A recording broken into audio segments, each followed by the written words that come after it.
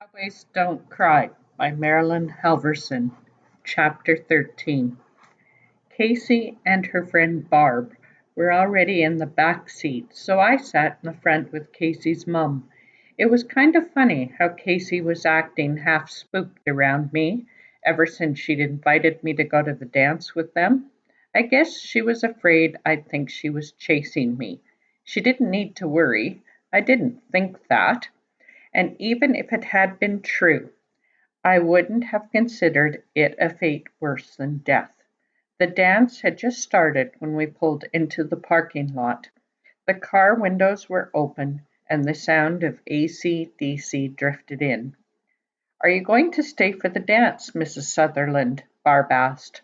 Mrs. Sutherland shuddered. "Not on your life, Barb. I chaperoned one of these things once. I think it caused permanent hearing impairment." "Oh, Mum," Casey said, "the music isn't that loud." "What'd you say, Case?" "I said it's not that loud." "Eh?" "It's not that," Casey yelled. Then she started to laugh and we all broke up. Her mom was one crazy lady. Maybe that's why I liked her so much. "I'll pick you up at 10," she said as we got out. "Be good and have fun." And in that order. As soon as we got in the school, Casey and Barb disappeared into the bathroom with about three-quarters of the female population. From the amount of time all the girls spent in there, you'd think they didn't have indoor plumbing at home. I'd never got around to going to a dance at any of the other schools, so I leaned against the wall and tried to be inconspicuous while I figured out what was happening. The answer to that question turned out to be simple: nothing. Even though it was still broad daylight outside, it was dark in the gym, except for the disc jockey's flashing lights. He did have a pretty good light show, and his sound system was really belting out the sound, but nobody was dancing. The girls were either still holding court in the can or giggling in little bunches on the east side of the gym. The guys were either walking back and forth to the Coke machine or swapping lies in little bunches on the west side of the gym. I spotted Greg and Pete and a couple of other guys I knew sitting on the benches against the wall, so I wandered over and sat down with them. We went and got Cokes, and then came back and sat, listening to the music and looking at the girls, except that it was really hard to see them away over there. There were a few parent chaperones walking around with pained expressions, looking like they wished they'd brought their aspirins. Then Miss Bradley strolled through. She seemed to be sort of running things, and she kept trying to convince somebody to start dancing. Since every minute of music, she kind of hesitated over the word music, was costing the Students' Union money. She even threatened that if we didn't soon ask some girls to dance, we'd have to take turns dancing with her. I think she was bluffing, but we all headed for the bathroom, just in case. All the wandering around went on for about half an hour. Then the DJ put on one of those songs with a real loud beat that everybody likes to stomp to, and a few of the real in kids got up and started to dance.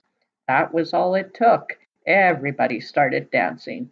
Well, not quite everybody. I think there must be a few kids who go just to watch everybody else. It's not a bad idea. I was sitting there figuring out the whole social structure of Deer Valley Junior High in one easy lesson when I felt a hand on my shoulder. I turned, and there was Cheryl. "Hi, Shane. Aren't you going to ask me to dance?" Well, that was a unique approach.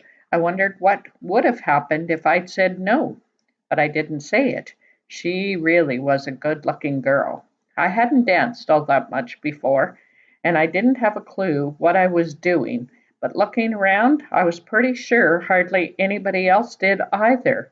A lot of people took a second look at us, and since not that many people knew me, I guessed it was Cheryl they were looking at. I was beginning to realize that she was one of the most popular girls in the school. Why she was bothering with me, I don't know, but I didn't waste my energy worrying about it. The song ended, and we went and sat down. She was just going to say something when somebody asked her to dance. She looked a little bit mad, but she went. I looked around and saw that Casey and Barb had finally come out. Casey was looking in my direction, so I grinned and went and asked her to dance. She wasn't as good a dancer as Cheryl, not as sure of herself, but I kind of liked that about her. The song ended, and we went back to where she'd been sitting. Barb was still there, looking kind of lonely. She was a real quiet girl, and I didn't know her very well, but I liked her, and I knew she wasn't Casey's best friend for nothing. So I asked her to dance.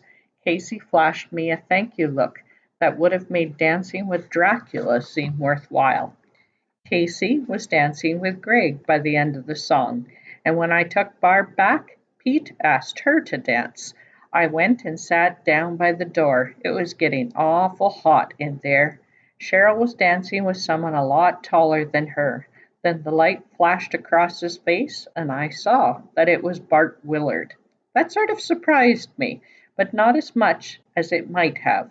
In his own way, Bart was a guy everybody noticed, and Cheryl was the sort of girl who managed to get noticed too. They danced about 3 dances in a row together. Cheryl saw me sitting there by the door as they went past and flashed me a big smile a couple of times. The next time the music stopped, a lot of people sat down, but I noticed that Cheryl and Bart were still out there. It looked like they were arguing about something. Suddenly she took his hand off her arm and walked off, leaving him standing in the middle of the floor. She came straight over to me. "Shane, dance with me, please," she said, really upset, almost like she was going to cry. I glanced across the gym, and even in the dim light, I could feel Bart's eyes burning into me. Danger signals were going off like rockets in my brain. "Please, Shane," she repeated, looking at me with those big brown eyes. I danced with her. At the end of the song, I started to take her back to the bench, but she didn't move. So rather than drag her off the floor, I danced with her again and again. I was getting embarrassed. A lot of people were staring at us, and I was beginning to get the feeling that everyone but me understood what was happening. I wouldn't have cared except that I seemed to be one of the main participants, and one of the people staring was Casey. After the third dance, Cheryl was finally ready to sit down. We walked over to the benches, and she sat down right beside the open door. I thought maybe I could leave her there and take a walk to the bathroom or something, but she was holding onto my hand, so sitting down beside her was the most inconspicuous thing I could think of to do. She shivered. "Oh, am I ever cold," she said, and snuggled up real close to me. If looks could kill, the one Casey gave me then would have been fatal, even across the gym. I stood up and pulled Cheryl up too. "Come on," I said. "Where are we going?" "To get you warmed up," I said. She looked at me under her eyelashes and came along. I remembered from phys ed class that afternoon that there was one heat register in the gym that never shut off, even if it was 90 above in there. Sure enough, it was still blowing hot air. It felt like an oven around there. "Sit down," I said to Cheryl. She was too confused to argue. She sat, and I pulled my hand loose. "You'll soon get warmed up here," I said, and walked out of the gym. The dance lasted another hour, but it was over right then as far as I was concerned. I got a Coke and went and sat by myself in a corner of the gym. The music was giving me a headache. If anybody asked me right now, I'd have admitted that. When it came right down to it, I liked Kenny Rogers better than AC/DC anyhow. That stupid strobe light was making me dizzy, and I had just decided that I still liked horses better than girls. Well, better than most girls. At a quarter to 10, I decided to go out and wait for Mrs. Sutherland in the parking lot. I was just going out the front door when Greg stopped me. "I wouldn't go out there, Shane." "Why not?" "Bart Willard's waiting for you, and it's not for a visit. He's mad." I just about said What about? But the pieces were all falling into place, and I already knew the answer. I also knew that whatever Cheryl had been trying to prove to Bart, she had set me up real good. Sometimes I couldn't believe the messes I could get myself in. I looked out the window. Bart was there, all right, leaning on a car, waiting. Well, I might as well get it over with. I took a deep breath, started to open the door. A hand on my shoulder stopped me. I looked around. It was Miss Bradley, and I had a pretty good idea she knew exactly what was going on. I can forbid you to go out that door, Shane. Her eyes searched my face, wondering if I understood what she was trying to tell me. I understood. She was giving me the perfect out if I needed it. Nobody can call you chicken if the teacher stops you. I met her look. And you are going to forbid me to go out? I asked. If it's the only way to keep you from getting yourself into a lot of trouble, I am.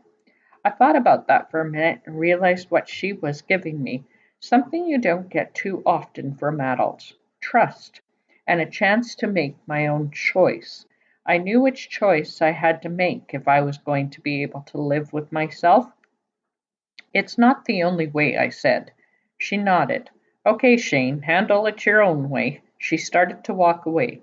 Then I remembered something. Miss Bradley? She stopped and looked back at me. Thanks, I said. She smiled and walked into the staff room. Bart watched me come out of the school. You looking for me? I asked. Yeah. Why? Don't play games with me, Morgan. You know why. Cheryl's going with me, and if you think you're big enough to change that, maybe you better prove it to me right now. I looked at him, and he was just as big and just as tough, and he could probably lick me again just as bad. But I was too tired of this whole business to care much. Bart, I said, there's two things I want you to know. One, I didn't know Cheryl was your girlfriend. It doesn't show a whole lot the way she acts.